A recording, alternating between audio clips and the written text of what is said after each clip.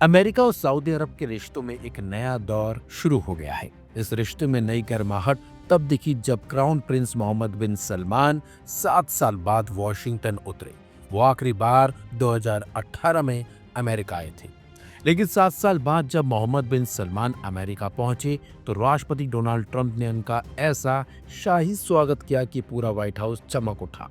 Crown Prince के स्वागत के लिए रेड कारपेट बिछा, मिलिट्री बैंड बजा, फाइटर जेट्स ने आसमान में फ्लाई पास की और ईस्ट रूम में भव्य डिनर का आयोजन हुआ। सऊदी अरब के शहजादे मोहम्मद बिन सलमान का व्हाइट हाउस ने जिस अंदाज में स्वागत किया, ऐसे में तो सऊदी प्रिंस की यात्रा किसी भी मायने में किसी राजकीय यात्रा से कम नहीं लग रही थी। स्वागत समारोह में घोड़े, फाइटर जेट्स और ट्रम्पेट्स की धुनों ने समा बांध दिया। आपको बता दें, प्रिंस का ये दौरा राजकीय यात्रा नहीं है, क्योंकि क्राउन प्रिंस सऊदी अरब के राष्ट्राध्यक्ष नहीं। फिलहाल उनके पिता 89 साल के किंग सलमान सऊदी अरब के राष्ट्राध्यक्ष हैं।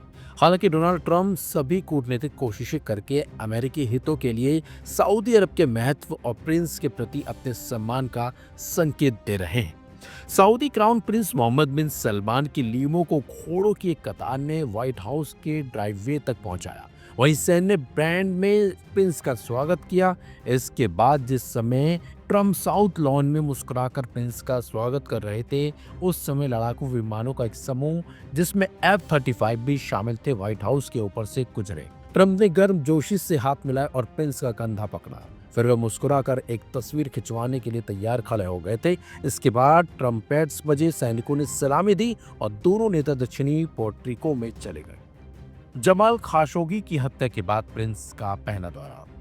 वॉशिंगटन पोस्ट के पत्रकार जमाल खाशोगी की 2018 में सऊदी एजेंटों द्वारा हत्या के बाद यह प्रिंस का पहला दौरा है। सऊदी शासकों के प्रखर आलोचक खाशोगी की हत्या से अमेरिकी सऊदी अरब के रिश्तों में खटास आ गई थी।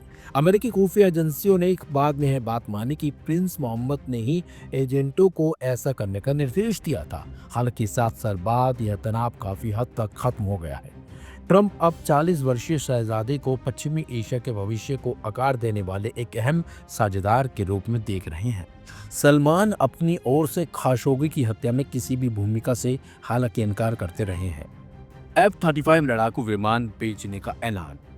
दोनों नेताओं के बीच होने वाली वार्ता में खाशोगी का मुद्दा शायद ही प्रमुख रहा होगा। वे अरबों डॉलर की समझौते की घोषणा और अस्थिर पश्चिमी एशिया में आगे की जटिल राह पर चर्चा करेंगे।